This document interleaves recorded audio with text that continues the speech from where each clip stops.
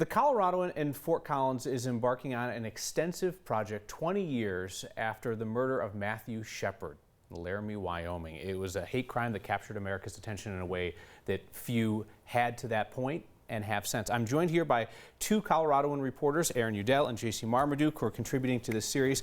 Thank you both for coming down. So this is a story of Matthew Shepard that people know, or at least they think they know. What surprised each of you the most in your reporting?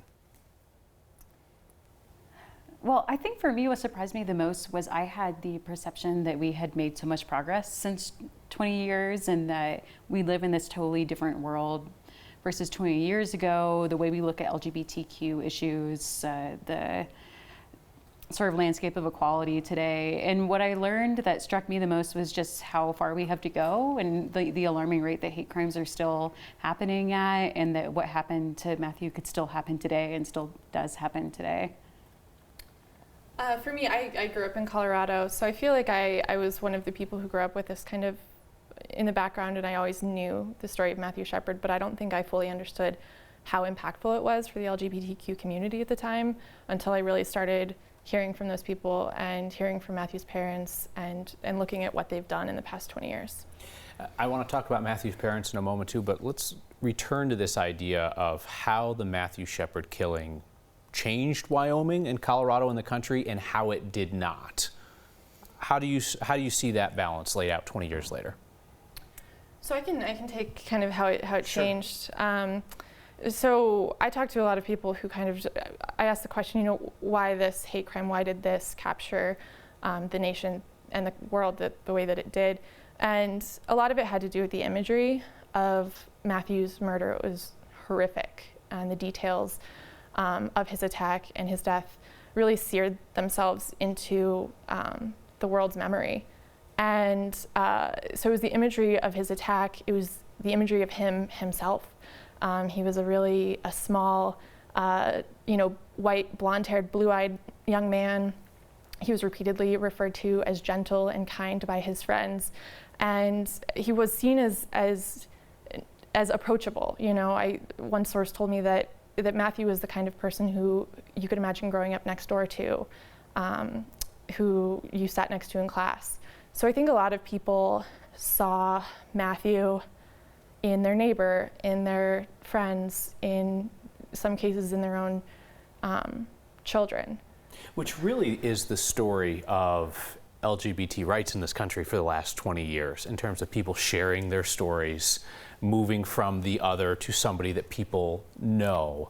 But in what ways did Matthew Shepard's killing not change the country? So I think I might Please. Well, I think that there's a lot of conversations that happened, or that I've heard happened. I was, I think, like 5 years old when he was killed, but I think it struck up some conversations about equality that people hadn't had on that level before. But I think that where we are today, and from what I've heard from talking to people in Wyoming and elsewhere, is that we still are really afraid to talk about these issues because we don't want to admit that we have these implicit biases and that our society is still really homophobic and it's still not safe to be gay in America. There's still a really high risk that you will be subject to a hate crime that could even result in your death. And I think that until we feel more comfortable using those terms and admitting the ways in which we play into this sort of homophobic culture, that we can't really have that conversation and make the progress that we need to and achieve equality for everybody.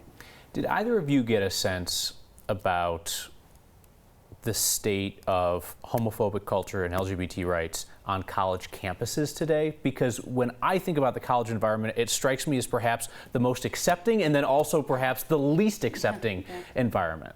So our colleague Sadie Swanson she's part of this 8-journalist team, and she's going to be taking on the topic of university culture and how that's changed over the past 20 years.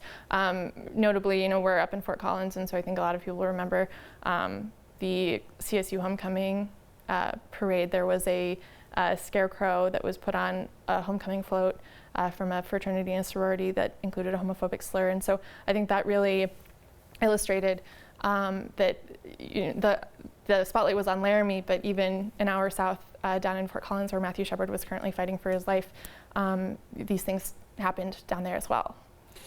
You mentioned this 8-person team that you guys have. This is a time when a lot of American newsrooms are shrinking. Colorado is no exception. Why devote this much time, effort, and resources to telling this story? Yeah, I think part of it is that when we look at local journalism today, one way to really demonstrate the value of subscribing to your local paper and looking at the website for your local media organization is having these deep dives of sort of getting the feeling of which issues do people really care about in our local community, and how can we delve into those and ask questions that haven't been asked, uncover new aspects of this. And I think we wanted to contribute a lot of time to this project because we sensed that people really cared about it. I would love to ask you about Matthew's parents, who have decided to stay in the community and to stay in a relatively small community. I think a lot of families that I've known who have experienced tragedies have chosen to get away from environments where everybody knows their face and their name and their story. Why do you think they stayed? I don't know if I can answer why they stayed, but in talking to Judy and Dennis, they really, it's interesting to be a journalist because, as you know, you have to ask people about the worst day of their life, and this was that for them. And they really, what Judy told me is that what really got her through the pain of losing Matthew, and what's helped her the most is kind of diving into this human rights activism role. They both have done that, and they both speak about wanting to live in a world where the LGBT community is not just tolerated but accepted. They want to live in a world where Matthew has the same rights as his straight brother would today. And so I think that has kind of kept them going, and that kind of has given them this new purpose. And just a couple months after Matthew was murdered, they founded the Matthew Shepard Foundation, which is celebrating 20 years as well. And they've done some great work there, and they've seen laws change. They've seen the passage of the Matthew Shepard and James Byrd Jr. Hate Crimes Prevention Act. So they've kind of became the voice that Matthew didn't have anymore. I think that's what kind of kept them in the community, and that's what gave them hope for the future. At this point, at least, Matthew's killers did not want to speak to you. What would you have asked them? You contact them in prison, right? I didn't. Actually, one of our colleagues, Seja Hindi, did, and I know she didn't hear back. That's a good question. I'm not sure what I would have personally asked them. I mean, I'm sure they've been asked this over and over again, whether, on the record from a reporter or not, but I think my first question would just be, why did you do it? And what was your motivation, upon reflection after all of these years? Why did you choose Matthew? And I wonder if they have any regrets. Lastly, would love to hear from each of you. For somebody who's going to sit down, who's going to go online, read this entire series, what do you hope that they walk away with in the end? One of the big questions that we really wanted to answer when we were doing this project was it's been 20 years since this horrible, murder that shocked the nation, the world. 20 years is a long time. It's long enough to be born and grow into adulthood. So one of the questions we wanted to answer was, what's life like in a post-Matthew Shepard world? Is it different? And I think I want people to walk away with just better understanding of the crime and of who Matthew was and what has come out of his murder. Jason? I would say I would hope that people could look at what we produce and get a better understanding of how people who are different from them live in America, and what life is like in America as a non-straight or non-cisgender person. And I hope that people who are part of the LGBTQ community can feel that their voices are heard and that their experience is embodied in some way in the package of stories and photo and video that we're producing. JC, Aaron, thank you so much for your time. Look forward to seeing the rest of the series. Thanks.